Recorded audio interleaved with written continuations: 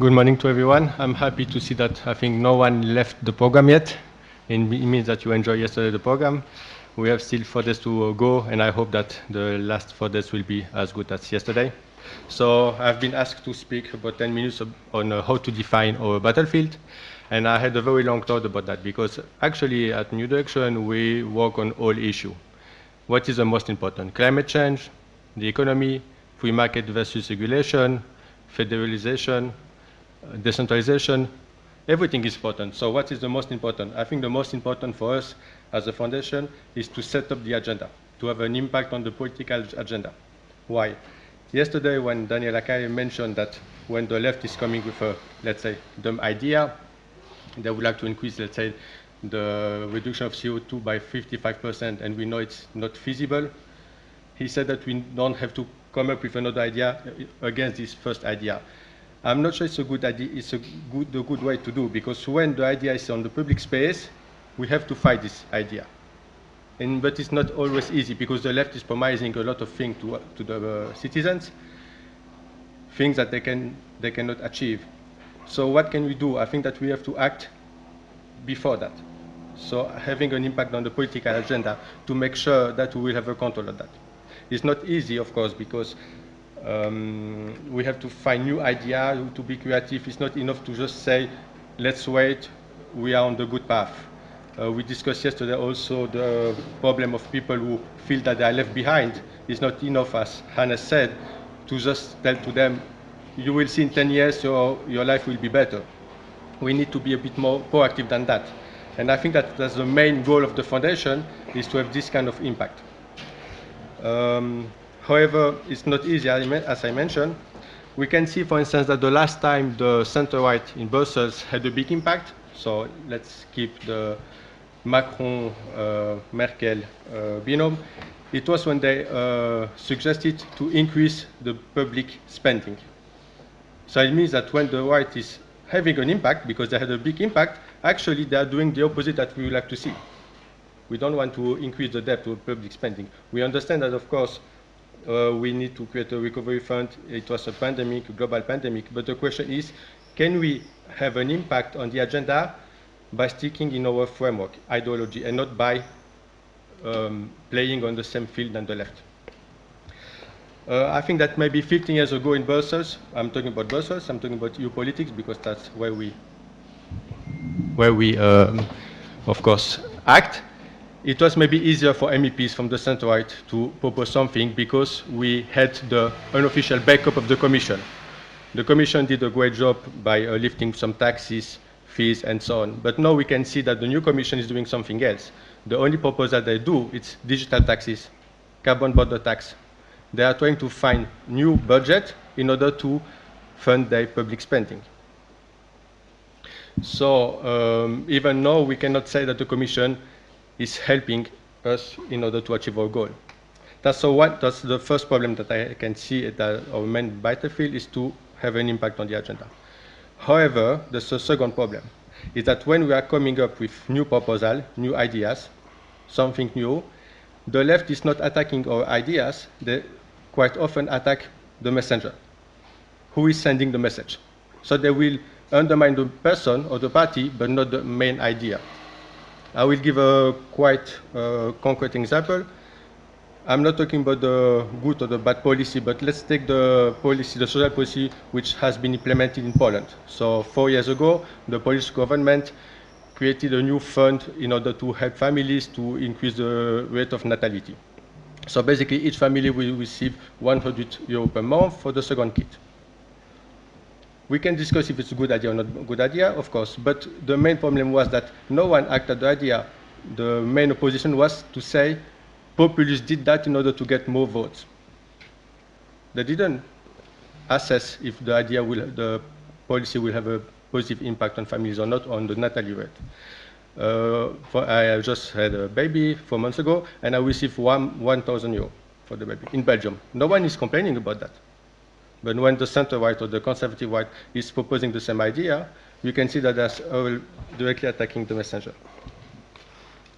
And when you see the framework, and on top of that, you can also add the problem that Hannes mentioned yesterday, that A lot of people in university are from the left wing, the same in newspaper and media, at least in Brussels. It's very difficult for us to promote our idea and to disseminate them in Brussels. So I would say that, in order to conclude my speech, as a foundation, we are trying to set up the agenda. We are trying to make sure that we can also suggest new ideas, and also that people who feel that they are left behind can also feel that they are represented by us, which is not easy, and it's not enough to say that they have to wait, but we should work on that. So it will be my conclusion. Thank you.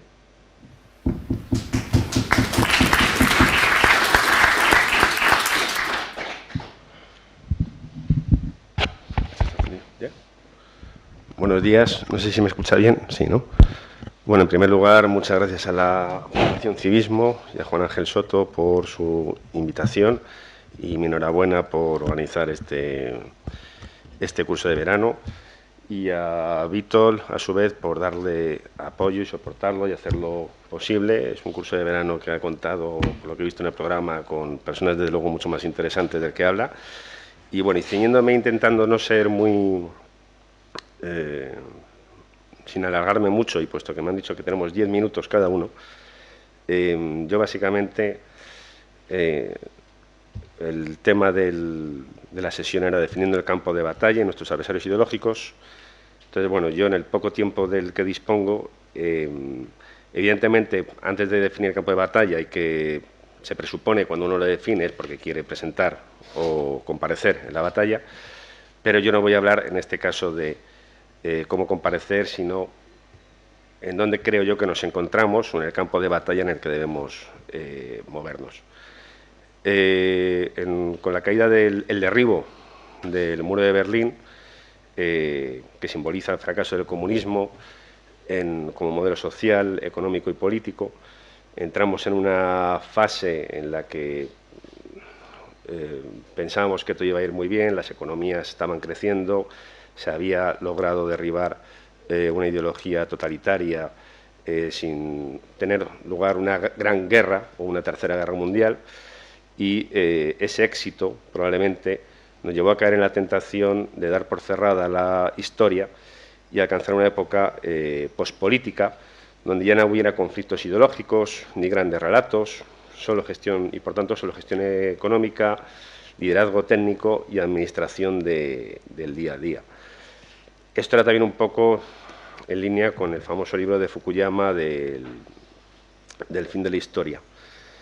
Esto, sin embargo, ha derivado, en mi opinión, en enormes problemas para nuestra democracia, para las democracias, y que a veces ha desembocado en una crisis de representación y a veces en una fractura entre lo que podríamos denominar tal vez élites, aunque no es una palabra que me guste, y pueblos. ¿Por qué? Porque, como digo, con esa nueva fase en la que entrábamos, y puede parecer que es algo muy lejano, la caída el derribo del muro, pero en historia la verdad que francamente más de 30 años no es nada, ni siquiera ha pasado un siglo de la Segunda Guerra Mundial. Con todo eso hubo un repliegue de las grandes ideas, de las ideas fuertes, por decirlo de algún modo, tal vez por miedo o tal vez presos de nuestra más historia reciente y de creer que ciertas ideas nos habían... Bueno, no me quiero meter ahí, perdón. Pero unido a, por un lado, el repliegue de las ideas fuertes, a también la consolidación de los organismos supranacionales, radicalmente necesarios, aunque hoy, en mi opinión, un poco alejados incluso de sus principios fundacionales y de la labor que les corresponde, también se fue difuminando a su vez un poco los estados-nación, y se fue abandonando también lo que es la política, o mejor dicho, la política de las ideas, o que hubiese ideas en la política. Sin embargo, ¿cómo se llegó hasta aquí? Sin embargo, este abandono fue, por un lado, por el abandono, quiero decir, de las ideas en la política. Por otro, por el de la izquierda, ni mucho menos hubo un abandono sino que todo lo contrario, después del comunismo, la izquierda buscó reinventarse en eso que ha desembocado en la denominada nueva izquierda. Aquí creo que es importante hacer mención especial a la escuela de Frankfurt, donde muchos de ellos, como Horkheimer o Adorno, tienen además escritos muy interesantes, pero que ellos, que ya están viviendo en Estados Unidos, se sienten en algunos casos un poco frustrados porque no entienden cómo, por ejemplo, en Alemania no han podido estallar revoluciones de los trabajadores.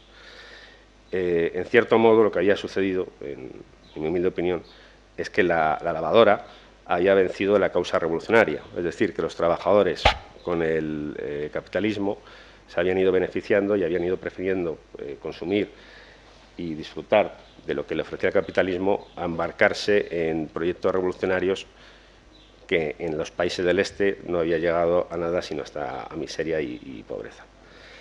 Este marxismo... No sé muy de tiempo. Vale. Este marxismo cultural se diferencia al contrario que el clásico, que está basado en una lectura materialista del presente y teleológica de la evolución histórica.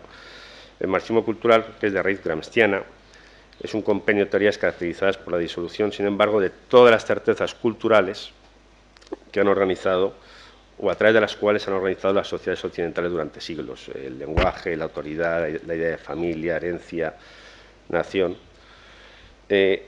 Esto, a su vez, ha derivado en un empobrecimiento de la conversación cultural, en un silenciamiento de numerosos debates, so pena de ser tildado de fascista o reaccionario, facha. Estoy convencido de que aquí algunos de los presentes en más de una ocasión les habrán llamado facha, hasta aquellos que consideren que no son auténticos progresistas. Y una colonización de universidades, plató, radio, televisiones, cine, teatro, música, etc. Estoy intentando acortar. Entonces, sin embargo, este marxismo cultural o este sueño de la nueva izquierda no es la revolución marxista del marxismo clásico, sino un nuevo hombre desarraigado y sin atributos, lo cual nos lleva a una paradoja que, sin embargo, a luego como el marxismo cultural ha hecho un uso de la cuestión identitaria para ir desarraigando y eliminando los lazos comunes de las personas. Todo esto a través de las famosas políticas de identidad, y como decía, nos encontramos una paradoja: cada vez hay más diversidad de todo, pero menos de opiniones. Tenemos infinidad de culturas, de regiones con sustancia propia, de pueblos que quieren autodeterminarse, de cuerpos que quieren autodeterminarse, de orientaciones sexuales, de identidades, pero sin embargo cada vez tenemos menos margen para poder disentir o pensar fuera del canon. Tenemos diversidad de sentimientos, géneros y naciones, uniformidad de pensamiento. Hay más de todo, menos de todo aquello que fortalece los lazos comunes.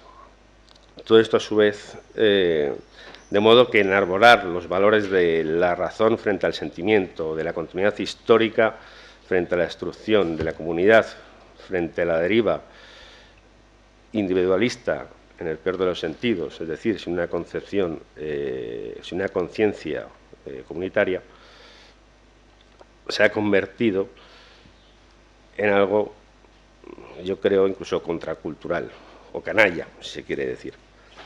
Este conjunto de reivindicaciones de las políticas de la identidad lo vemos en el día a día, en fenómenos desde el Black Lives Matter, por ejemplo, y eso, a su vez, yo creo que va a desembocar en mayores problemas porque cada vez la representatividad se va a ver más fragmentada, puesto que ya una persona no va a querer ser representada de acuerdo a unas ideas o que comparte un ideario, sino que va a querer ser representada en función de su condición biológica, de su orientación sexual, y todo eso al final yo creo que puede llegar a que cada vez el entendimiento sea todavía mucho más complicado, porque si cada uno sobre todo hace de las diferencias una identidad, va a ser muy difícil alcanzar acuerdos comunes. Entonces, y ya, pues ya estoy acabando, ¿no? Perdón. Todo esto a su vez funciona como una especie de religión laica que tiene sus sacerdotes, sus fieles, sus libros sagrados, sus inquisidores, sus víctimas de la censura. Y a mí me gustaría siempre cuando uno pone un problema sobre la mesa un poco qué hacer, ¿no? No tengo tiempo para decir qué hacer y tampoco corresponde porque el tema era definir el campo de batalla. Pero en cualquier caso yo, en mi opinión, lo que quiero es que desde luego a través de la labor de fundaciones, de cursos de verano como este en el que hay académicos y profesores de primer lugar, de primera categoría, sobre todo lo que hay que hacer es comparecer en todos los debates, ya sea de carácter público, político, de las universidades, jurídico, para, sobre todo, intentar recuperar la neutralidad en el espacio público. Muchas gracias.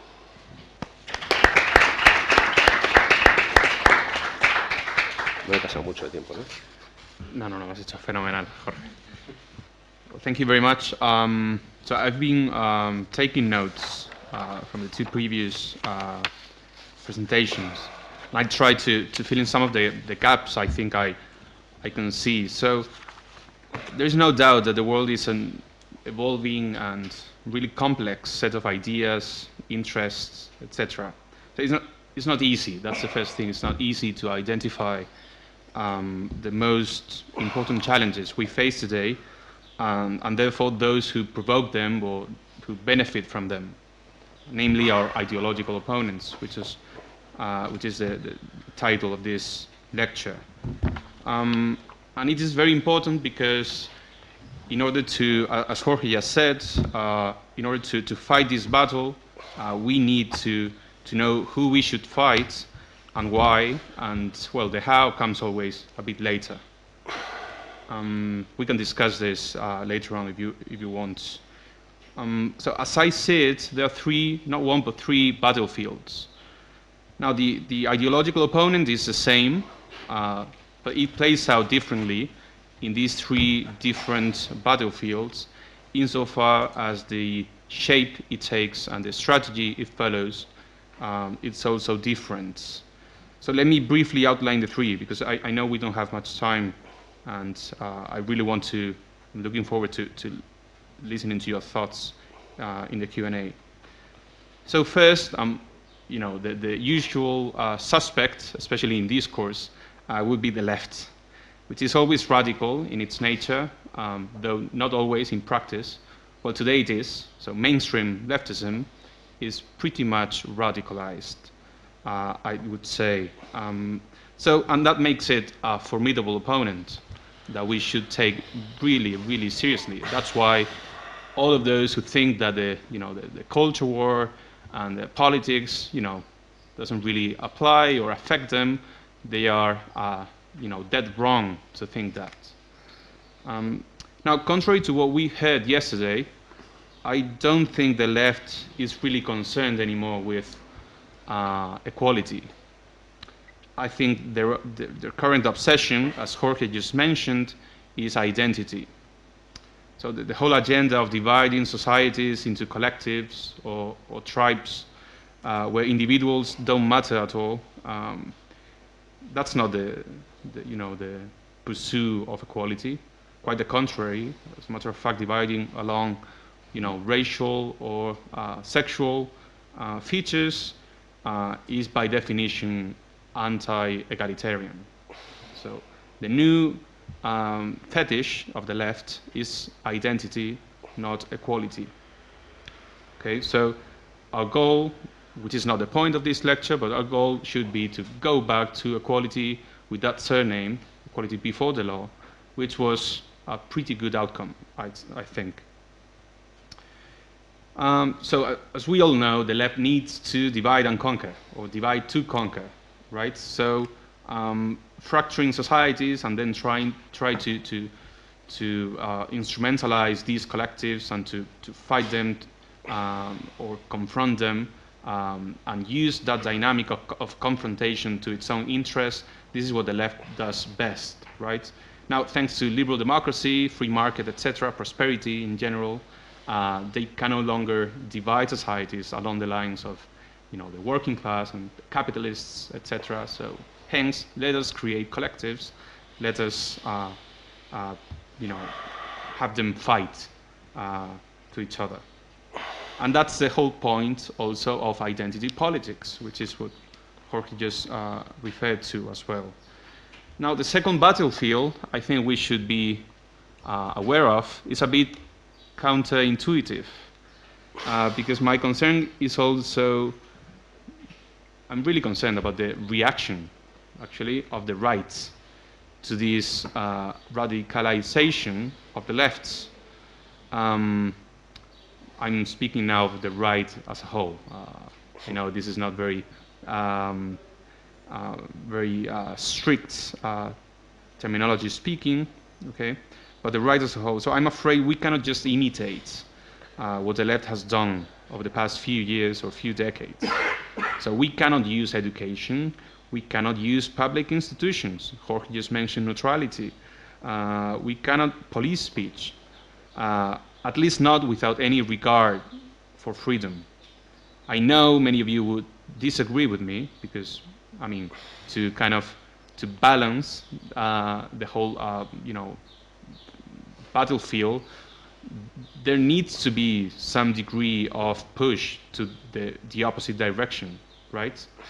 But we have to be really careful because we have to factor in individual freedom, which is something that the left doesn't do. And in that sense, some would say that they have a competitive advantage over us. But I think we have to be better. So we cannot also play our own identity politics game, okay? Which is a normal reaction, okay? Fueled by discontent from all those who don't get to participate into those oppression Olympics, or who rank really low at the bottom of the hierarchy of victimism. Okay, I know there is a temptation there. I think we should resist that temptation and be smarter insofar as it is required for us to do something different, something else, to fight the good fight. Okay, we have to aspire for more. We cannot afford not to be better than our enemies. Okay, and that leads me to my third point, which is something that we often, I don't think we think about this long enough, often enough, which is that of virtue. So we are really, we are professionally very much invested into the fight of ideas and policy and politics, etc.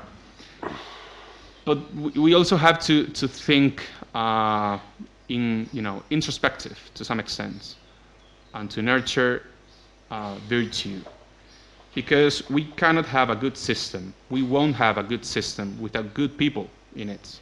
As simple as that. Okay, so we have to realize that we need, more than anything really, is to have a virtuous citizenry. Okay, that's actually what we at Civismo are going to do next week in our Freedom School, right here at El Escorial.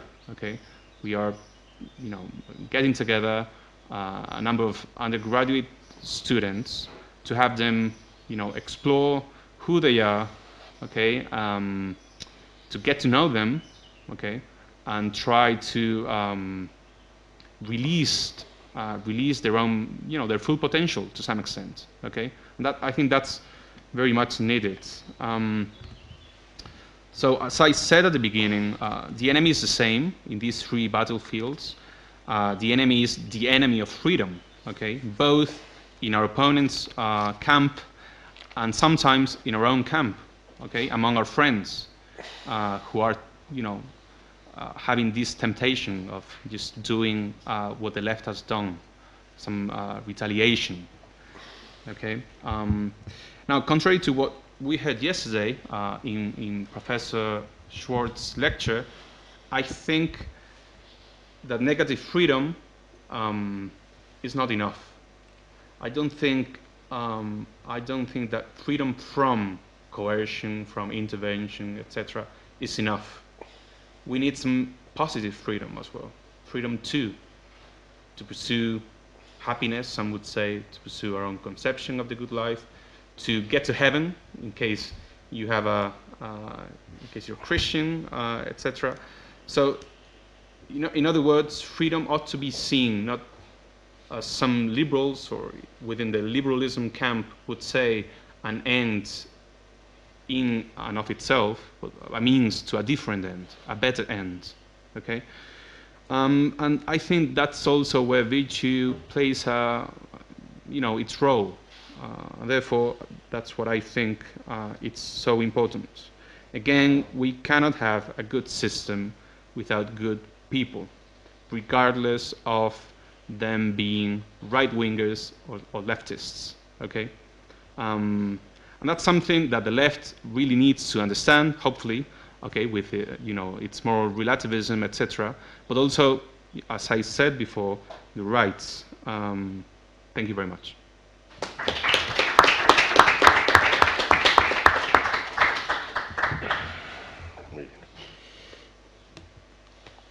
So now let's hear from you guys. So you can direct or address the questions to us directly, to each one of us, or to the whole panel, whatever you want.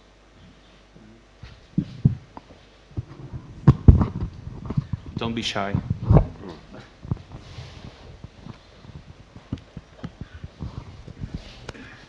Yes, maybe it is a question to Jorge, and I will say it in Spanish. Entonces, has hablado de neutralidad en el espacio público. Entonces, a mí me cuesta creer que pueda existir una neutralidad. ¿Cómo la definirías?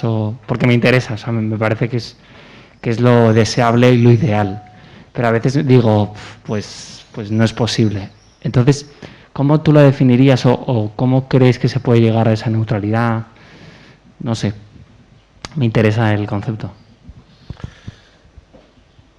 Bueno, evidentemente, y con el momento político que estamos atravesando, alcanzar la neutralidad en el espacio público parece una utopía. Yo lo que creo es que si las instituciones, si se respetaran las instituciones para los cometidos y para los fines que tienen, se podría, es decir, que la educación debe estar para que entre el conocimiento en las aulas, para que los estudiantes tengan un mayor conocimiento de la realidad, del mundo, de la ciencia, pero no de ningún tipo de ideología o de historias tergiversadas, sino que se debe aspirar a unos ideales universales, pero en ningún caso a ideologizar las instituciones que son de todos, y lo mismo también en el ámbito de la cultura. Evidentemente, en el ámbito de la cultura siempre digo en aquellos en los que hay una participación de las instituciones públicas. Evidentemente cada uno puede escribir lo que escribir y debe tomar parte, además, en la sociedad y reivindicar sus ideas y defenderlas. Pero en todos aquellos espacios que son públicos, yo creo que se debe respetar estrictamente lo que es la legalidad y la neutralidad, para que cualquiera de los que estamos aquí podamos sentirnos perfectamente libres y respetados, de acuerdo a nuestros derechos y libertades contemplados en la Constitución.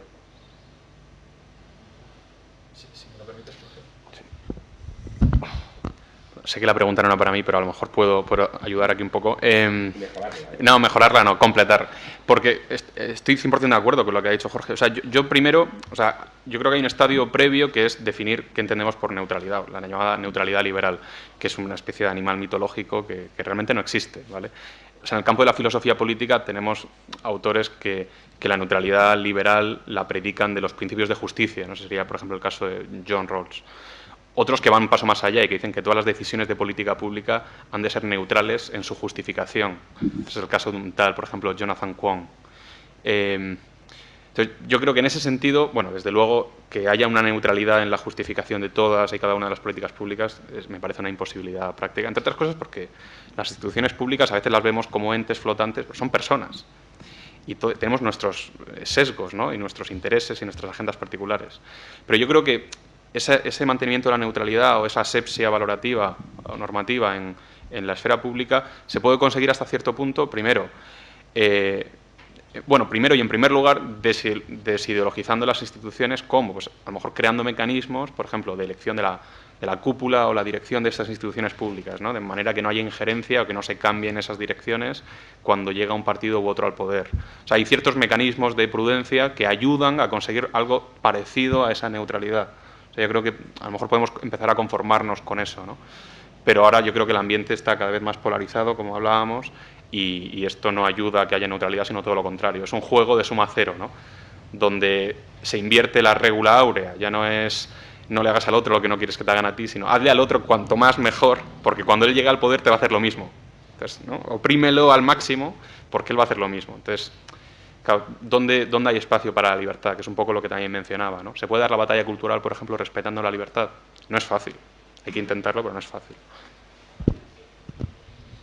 No hay nada mejor que tener un filósofo político a tu vera para que lo mejore todo.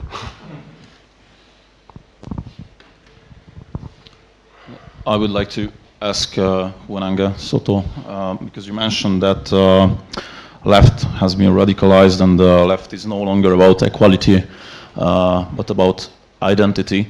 And my question is that in the 20th century, if we take a look, for example, to the black civil rights movements, led by Martin Luther King, or to the feminist movements.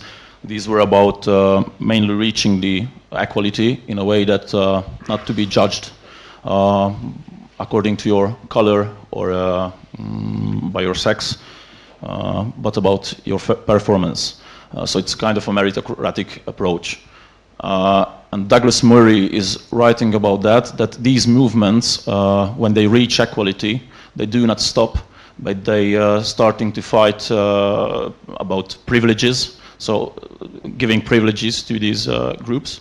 So it's getting more about identity, as you said. What's the reason behind it? Because these new aims of these movements are actually contrary to the original ideas. For example, Martin Luther King, meritocratic ideas. Okay. That's a really good question. I don't know if I know the answer, but so I would say that the goal before this time we live in was kind of to have a horizontal society, insofar as we were all equal before God or before the law, which is actually the origin of this notion we have of being equal before the law, because we are definitely not equal. This is the miracle of democracy, that the law treats us as equal.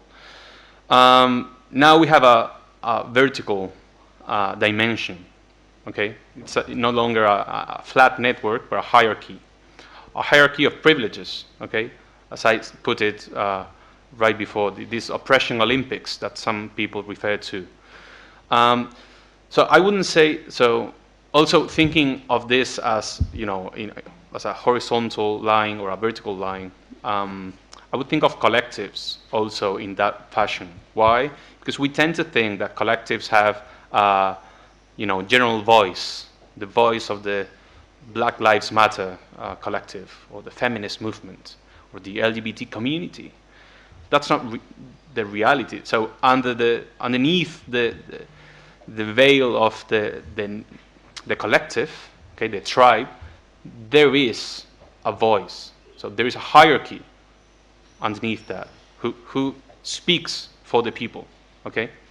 And it is these voices who are kind of the speakers of these collectives who try to make the most of this particular feature, meaning race or sex or gender or sexual orientation, etc., for their own benefit. This is why these guys or these women are really wealthy. They are making a ton of money out of this confrontation, etc. And these are the ones asking for privileges, benefits, entitlement, etc. And then you have so that would be the supply side of identity politics. But you also have to, so everything is politics. So you have to think about the demand side, right, for identity politics, which is politicians who, I mean, it's much easier to appeal for to a whole collective, okay, addressing that specific feature than to each and every one of us, right? So I want the vote of the, Hispanic or Latino voter. What does it mean, right? I want the votes of black people. What does it mean, right? So you are trying to homogenize society and then use that in your own benefit. So there is a supply side on the demand side.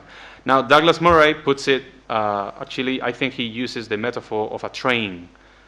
So the train of equality, in his latest book, The Madness of Crowds, I think it's translated under La Masa Enfurecida in Spanish, right? So he says that right when we were about to reach real equality before the law, not real equality, but equality before the law in terms of sex, race, etc., then somebody, not the train itself, somebody kind of hit the, either the brakes or just the train, reached maximum speed, and the whole thing just went to hell. It derailed, it destroyed the whole thing, etc. And I think that's the left's fault, right? So right when we are about to reach equality before the law for men and women, then we have the reverse situation, an anti-egalitarian society. The same will apply to, races, etc. And then if you happen to be a white, heterosexual Christian man, you're at the bottom of the hierarchy. So you don't have equality before the law. Anyway.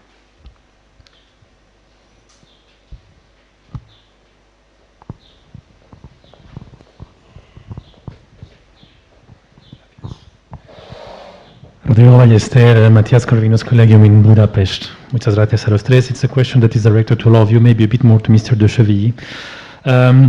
I read recently an article on the latest book of Thomas Piketty, one of the reference of the left, but somebody who has interesting things to say, and actually, he tries to prove them as well.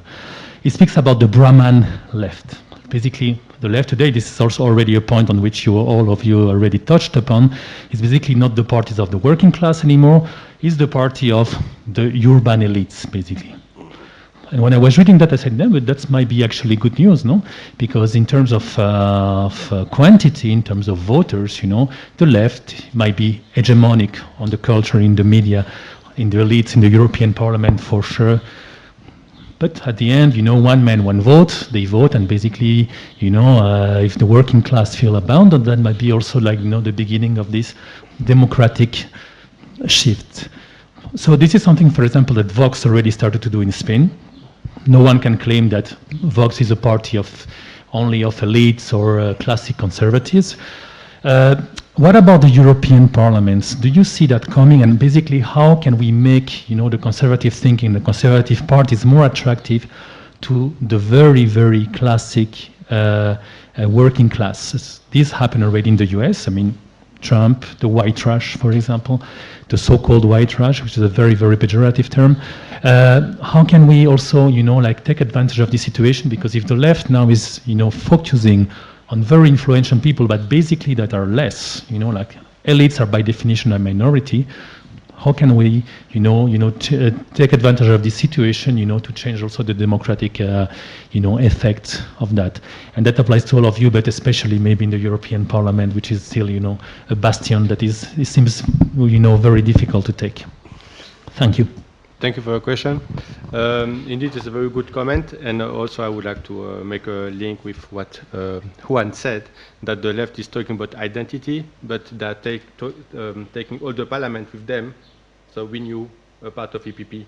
So even the center-right also is starting to talk about this identity issue, like gender equalities and so on. So, and you mentioned the fact that the left is more like bobo, as we would say in French, so focusing on the cities, on the middle class, and so the question is about the low-income families. And we can see that there's different way. It depends on the member states. So for instance, in Belgium, this low income is still voting for the left because you have the clientelism network system. So it means that they know that they have to keep the system at its stance because thanks to that they receive a lot of jobs in Wallonia, for instance. In France, we can see that this low-income class is voting for the far right, as we call them, yes, Marine Le Pen. But the question is, how can we, the center-right, the right, attract this vote and to get this vote? I think we have to be careful, as Juan said, to not play the same game about identity, because also for the low-income family class, identity is very important, but we have to propose something constructive, and not just to play against the left, who will say gender equalities and will say we don't want to have more migration and so on. I think it's a bit too easy. We have to propose something more global and not just focus on identity. And so I think the most important issue for the low-income family class is still economy, so the revenue. And you mentioned also Donald Trump, the problem of globalization, mondialization. We need to find a way to make sure that they feel also involved in that program of mondialization and not that all the jobs will be gone, because that's the main message, not that they receive that all jobs will go to China, to other countries.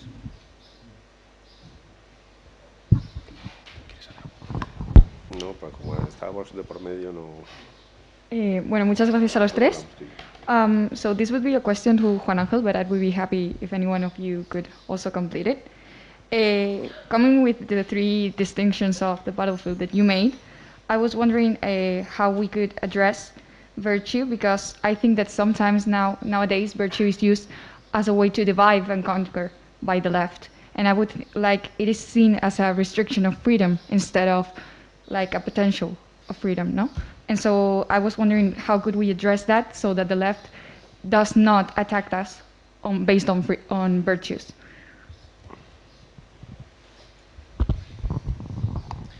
That's a really good and tough question to answer.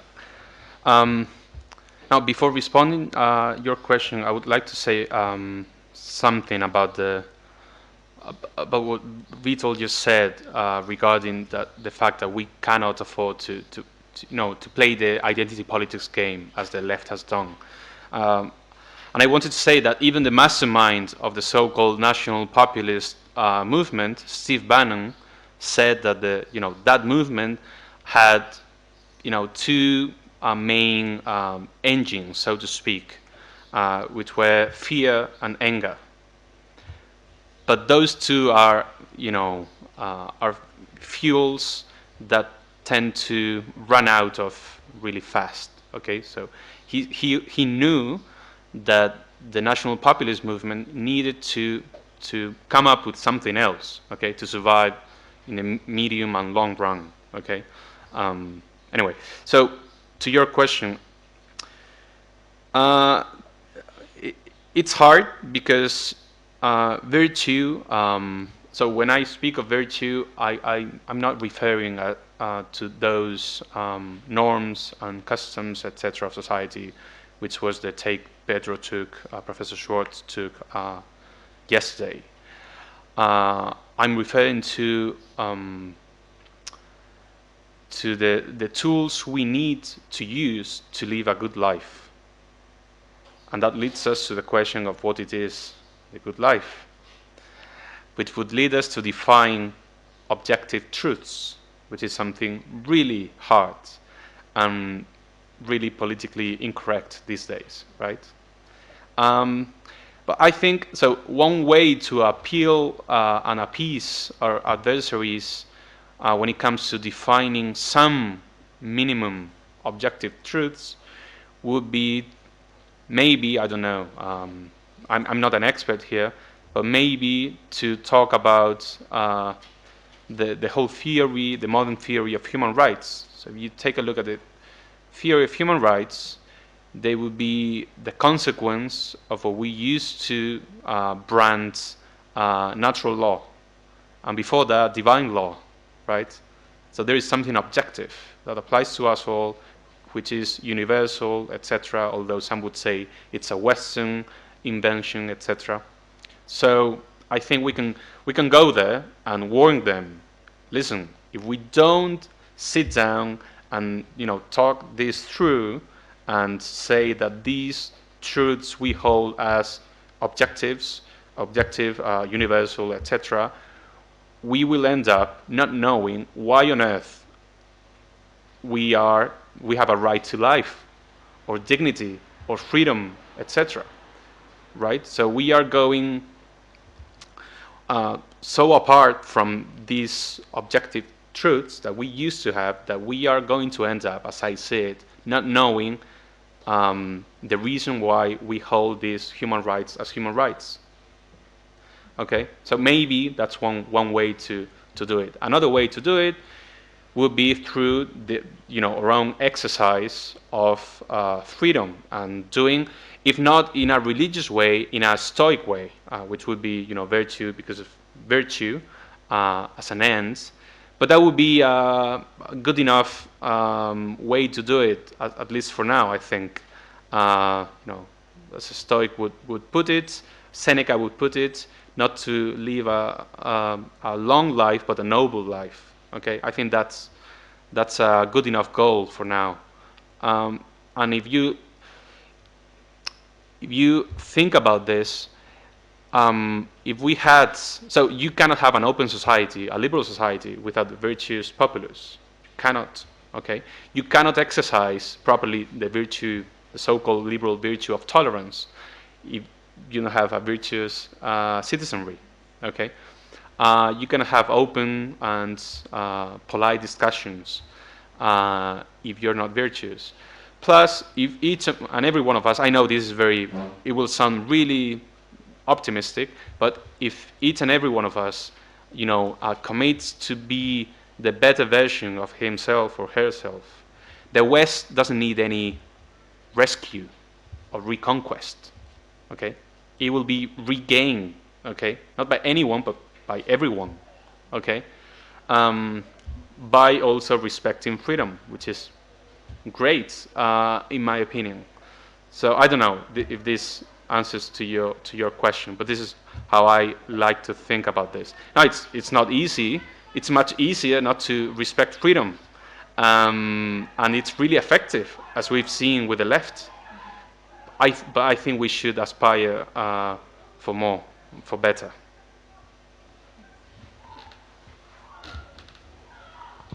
Are there any other questions? Okay, I guess not. Thank you very much.